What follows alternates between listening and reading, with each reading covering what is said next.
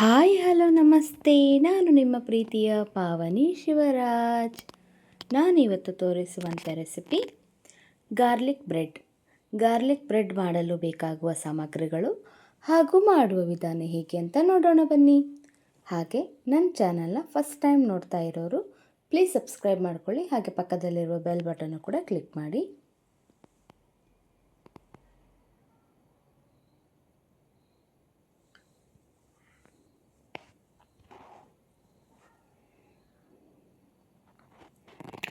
Garlic bread ಮಾಡಲು ಬೇಕಾಗುವ ಸಾಮಗ್ರಿಗಳು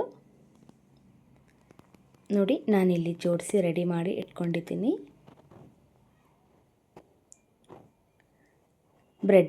ಪೀಸ್ ಬ್ರೆಡ್ ತೊಗೊಂಡಿದ್ದೀನಿ ಮತ್ತು ಬಟರ್, ಚಿಕ್ಕದಾಗಿ ತುರಿದಿರುವಂತಹ ಬೆಳ್ಳುಳ್ಳಿ, ರುಚಿಗೆ ತಕ್ಕಷ್ಟು ಉಪ್ಪು ಮತ್ತು ಪಿಜ್ಜಾ ಮಿಕ್ಸ್ನ ತೊಗೊಂಡಿದ್ದೀನಿ. ಇದರಲ್ಲಿ ಓರಿಗಾನೋ ಮತ್ತು ಚಿಲ್ಲಿ ಫ್ಲೇಕ್ಸ್ ಎರಡೂ ಇರುತ್ತೆ. ಮತ್ತು ಚೀಸ್ ತೊಗೊಂಡಿದ್ದೀನಿ.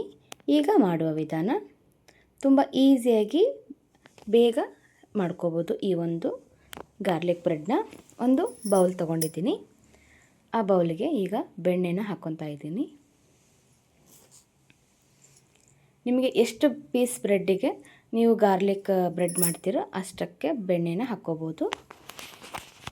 ಎಷ್ಟು ಕ್ವಾಂಟಿಟಿ ಬೇಕು ನೋಡಿಕೊಂಡು ಹಾಕ್ಕೊಳ್ಳಿ. ಈಗ ಇದನ್ನು ಚೆನ್ನಾಗಿ ಸ್ಮ್ಯಾಶ್ ಮಾಡಬೇಕು. ಅದರ ಜೊತೆ ಒಂದು ಸ್ವಲ್ಪ ತುರಿದಿರುವಂತಹ ಬೆಳ್ಳುಳ್ಳಿ ಮತ್ತು ರುಚಿಗೆ ತಕ್ಕಷ್ಟು ಉಪ್ಪು ಮತ್ತು ಒರಿಗಾನೋ ಮತ್ತು ಚಿಲ್ಲಿ ಫ್ಲೇಕ್ಸ್ ಹಾಕ್ಕೊತಾ ಇದ್ದೀನಿ. ಈ ಎಲ್ಲದನ್ನು ಹಾಕಿಬಿಟ್ಟು ಚೆನ್ನಾಗಿ ಮಿಕ್ಸ್ ಮಾಡಬೇಕು. ಸ್ಮೂತಾಗಿ ಆಗಿರಬೇಕದು ಬೆಣ್ಣೆ. ಅಲ್ಲಿವರೆಗೂ ಚೆನ್ನಾಗಿ ಸ್ಮ್ಯಾಶ್ ಮಾಡಿದರೆ ಸ್ಮೂತಾಗಿ ಬರುತ್ತೆ. ಈ ಥರ ಸ್ಮ್ಯಾಶ್ ಮಾಡಬೇಕು. ಈ ಗಾರ್ಲಿಕ್ ಬ್ರೆಡ್ನ ನೀವು ನಿಮ್ಮ ಮನೆಯಲ್ಲಿ ಟ್ರೈ ಮಾಡಿ ಹೇಗೆ ಬಂತು ಅಂತ ತಪ್ಪದೆ ಕಮೆಂಟ್ ಬಾಕ್ಸಲ್ಲಿ ಕಮೆಂಟ್ ಮಾಡಿ ತಿಳಿಸಿ.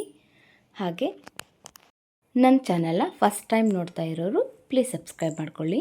ನೋಡಿ, ಈಗ ಸ್ಮ್ಯಾಶ್ ಮಾಡಿ ರೆಡಿ ಮಾಡಿ ಇಟ್ಕೊಂಡಿದ್ದೀನಿ. ಬ್ರೆಡ್ಡನ್ನು ಕೂಡ ಈ ಥರ ತಗೊಂಡು ರೆಡಿ ಮಾಡಿ ಇಟ್ಕೊಂಡಿದ್ದೀನಿ. ಈಗ ಒಂದೊಂದಕ್ಕೆ ಹಚ್ಚೋಣ. ಬ್ರೆಡ್ ತೊಗೊಂಡ್ಬಿಟ್ಟು ಒಂದು ಸ್ವಲ್ಪ ಅದಕ್ಕೆ ಸವರಬೇಕು. ನೋಡಿ, ನಾನೀಗ ಸ್ಪ್ರೆಡ್ ಮಾಡ್ತಾ ಇದ್ದೀನಲ್ವ, ಈ ಥರ ಹಚ್ಚಬೇಕು. ಬೆಣ್ಣೆನ ನೀಟಾಗಿ ಸ್ಮ್ಯಾಶ್ ಮಾಡಿದರೆ ಈಸಿಯಾಗಿ ಬಂದುಬಿಡುತ್ತೆ ಹಚ್ಚೋದಕ್ಕೆ. ಇದೇ ಥರ ಹೊಸ ರೆಸಿಪಿಗಳಿಗೋಸ್ಕರ ನನ್ನ ಚಾನಲ್ನ ಸಬ್ಸ್ಕ್ರೈಬ್ ಆಗೋದನ್ನು ಮಾತ್ರ ಮರಿಬೇಡಿ. ಇದನ್ನು ಬೆಳಿಗ್ಗೆ ಟೀ ಜೊತೆನಾದರೂ ತಿನ್ಬೋದು ಅಥವಾ ಸಾಯಂಕಾಲ ಟೀ ಜೊತೆನಾದರೂ ತಿನ್ಬೋದು. ತುಂಬ ಚೆನ್ನಾಗಿರುತ್ತೆ. ನೋಡಿ, ಈ ಥರ ಸ್ಪ್ರೆಡ್ ಮಾಡ್ತಾ ಇದ್ದೀನಿ.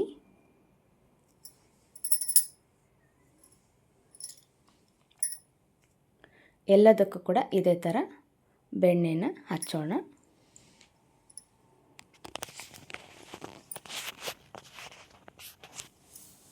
ಉಳಿದಿರುವಂತಹ ಎಲ್ಲ ಬ್ರೆಡ್ಡಿಗೂ ಕೂಡ ನಾನು ಇದೇ ಥರ ಹಚ್ಕೊತೀನಿ. ಈಗ ನೋಡಿ, ಈ ಥರ ಕಾಣುತ್ತೆ. ಇದಕ್ಕೆ ನೀವು ಇನ್ನೂ ಸ್ವಲ್ಪ ಬೇಕಿದ್ದರೆ ಚಿಲ್ಲಿ ಫ್ಲೇಕ್ಸ್ ಮತ್ತು ಓರಿಗಾನೋ ಕೂಡ ಹಾಕ್ಕೋಬೋದು. ನಾನಿಲ್ಲಿ ಇನ್ನೂ ಸ್ವಲ್ಪ ಹಾಕ್ತಾ ಇದ್ದೀನಿ.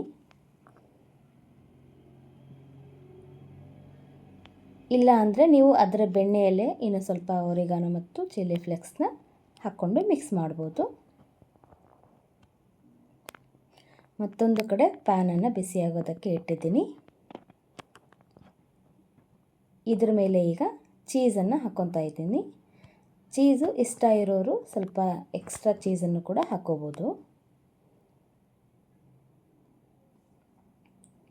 ತಿನ್ನೋದಕ್ಕಂತೂ ತುಂಬಾ ಅಲ್ಟಿಮೇಟ್ ಆಗಿರುತ್ತೆ ಈ ಒಂದು ಗಾರ್ಲಿಕ್ ಬ್ರೆಡ್. ನೀವು ಒಂದ್ಸಲ ತಪ್ಪದೆ ನಿಮ್ಮ ಮನೆಯಲ್ಲಿ ಟ್ರೈ ಮಾಡಿ ನೋಡಿ. ಸುಲಭವಾಗಿರೋ ವಿಧಾನದಲ್ಲಿ ನಿಮಗೆ ತಿಳಿಸ್ಕೊಟ್ಟಿದ್ದೀನಿ.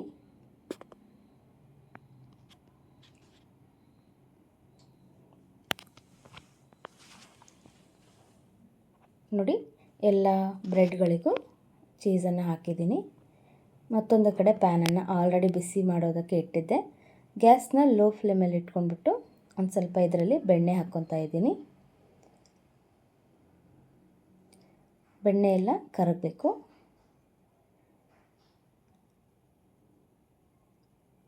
ನೋಡಿ ಬೆಣ್ಣೆ ಎಲ್ಲ ಕರಗಿದೆ. ಈಗ ಬ್ರೆಡ್ಡನ್ನು ಇಡೋಣ.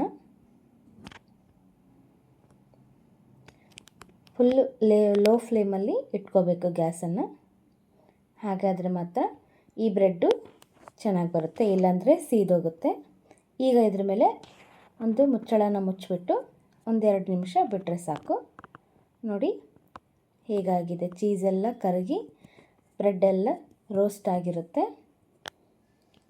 ನಮ್ಮ ಗಾರ್ಲಿಕ್ ಬ್ರೆಡ್ಡು ರೆಡಿ ಆಯಿತು. ನೋಡಿ ಈ ಥರ ಕಾಣ್ತಾ ಇದೆ. ನೋಡೋದಕ್ಕೆ ಎಷ್ಟು ಚೆನ್ನಾಗಿದೆ ಅಷ್ಟೇ ರುಚಿ ಕೂಡ ಚೆನ್ನಾಗಿರುತ್ತೆ. ಫೈನಲ್ ಆಗಿ ಗಾರ್ಲಿಕ್ ಬ್ರೆಡ್ಡು ರೆಡಿ ಆಯಿತು.